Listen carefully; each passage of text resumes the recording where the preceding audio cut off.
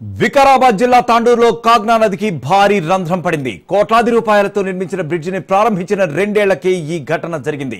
కోట్లాది రూపాయలతో నిర్మించిన వంతెనలు 100 ఏళ్లు ఉండాల్సినవి ప్రారంభించిన 2 ఏళ్లకే భారీ రంధ్రాలు పడి శిథిలావస్థకు చేరడం ఇటీవల పరిపాటిగా మారిపోయింది. తాజాగా వికారాబాద్ జిల్లా తాండూరు నియోజకవర్గంలో మహబూబ్ నగర్ తాండూరు అంతర్ జిల్లాను కలిపే రోడ్డు మార్గంలో కాగ్నా నదిపై 16 కోట్ల 80 లక్షల రూపాయల వ్యయంతో నిర్మించిన బ్రిడ్జి ప్రారంభించిన 2 ఏళ్లకే భారీగా రంధ్రం పడిపోయింది. దీంతో ఆ బ్రిడ్జిపై నుండి వెళ్లే భారీ వాహనాలకు తీవ్ర అంతరాయం ఏర్పడుతోంది. 100 ఏళ్లు ఉండాల్సిన వంతెనలు ఇలా ప్రారంభించిన 2 ఏళ్లకే శిథిలావస్థకు చేరడం పట్ల కాంట్రాక్టర్ నాసిరకం పనులు చేపట్టడమే కారణమంటున్నారు. నాసిరకం పనులు చేపట్టిన కాంట్రాక్టర్ పై తగిన చర్యలు తీసుకుని వెంటనే కాగ్నా నది బ్రిడ్జికి మరమ్మతులు చేపట్టాలని వాహనదారులు కోరుతున్నారు.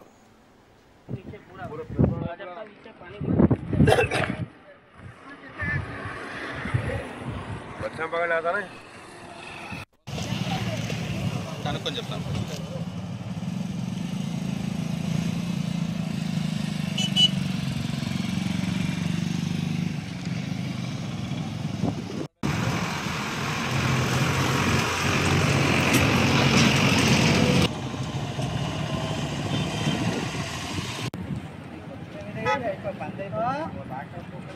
వర్షాలు కంటిన్యూ ఉన్నాయి.